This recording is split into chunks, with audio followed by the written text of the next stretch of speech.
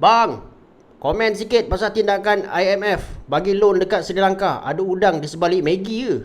Pasal udang di sebalik Maggi tu saya tak boleh nak cakap lah. Nanti saya cakap tu ada berunsur-unsur spekulasi pula. Tapi saya lebih suka menyentuh tentang fakta ekonomi lah.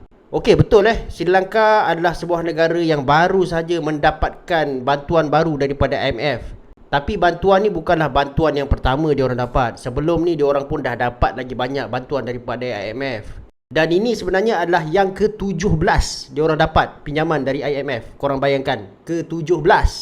Okay, sebelum tu, jom kita tengok indikator ataupun petunjuk ekonomi yang utama buat Sri Lanka ni, yang membuktikan bahawa ekonomi diorang ni memang dalam masalah lah.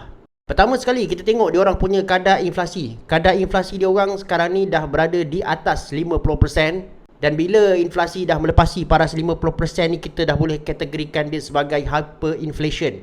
Ini pula diorang punya defisit Defisit diorang semakin memburuk daripada semasa ke semasa. Defisit ni bermaksud diorang berbelanja lebih banyak daripada diorang punya income. Jadi untuk finance lobang tu, diorang kena hutang lah.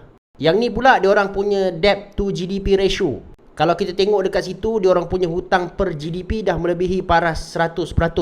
Dan paras ni adalah paras yang berbahaya lah bagi negara macam Sri Lanka. Jangan tanya aku kenapa Singapura tu boleh melepasi paras 100% daripada dia punya GDP, diorang senyum je. Benda ni aku dah banyak kali explain, korang tengok balik video-video aku yang lama. Yang Sri Lanka sekarang ada adalah sebanyak 51 bilion US dollar. Dan dalam 51 bilion ni, negara yang paling banyak pinjamkan diorang duit sebenarnya adalah China. Selebih tu daripada G7 countries, juga daripada The World Bank dan juga daripada IMF. Dalam hutang yang terbaru ni, IMF telah meluluskan dana sebanyak 3 bilion US dollar kepada Sri Lanka. Dan diorang baru je dapat bahagian pertama daripada pinjaman IMF ni adalah sebanyak 330 juta US dollar. Jadi geng, kita tahu Sri Lanka ni memang sebuah negara yang bermasalah. In fact, sebelum COVID-19 lagi diorang dah ada masalah besar dah.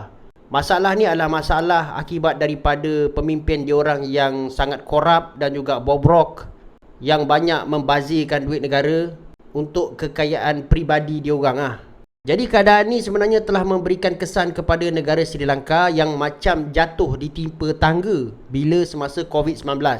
Macam kita tahulah, COVID-19 banyak negara yang struggle. Sri Lanka pun sama, tapi cuma diorang ni dah teruk, tapi makin teruk lagi masa COVID. Sebab itulah rakyat diorang sekarang ni sangat-sangat struggle guys. Elektrik diorang tak cukup, selalu kena potong. Lepas tu makanan tak cukup, minyak tak cukup. Transportation contohnya macam bas, kereta api, semua tak dapat berfungsi geng sebab tak ada duit. Petrol jangan cakap lah, memang tak cukup.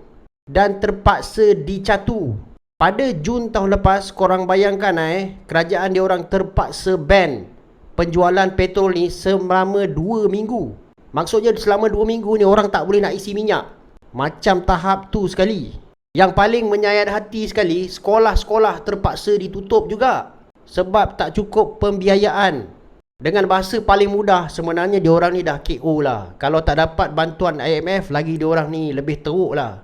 Jadi guys, sebab itulah sesebuah negara tu pentadbiran yang bagus, yang tanpa rasuah, benci rasuah sangat penting guys. Lagi satu, kita kena sedar lah guys kita ni adalah negara membangun. Jadi cara kita berbelanja semua tak boleh ikut negara maju. Kalau negara maju boleh hutang sampai tahap lebih daripada 100%, kita pula ikut cara diorang, memang kita habis lah.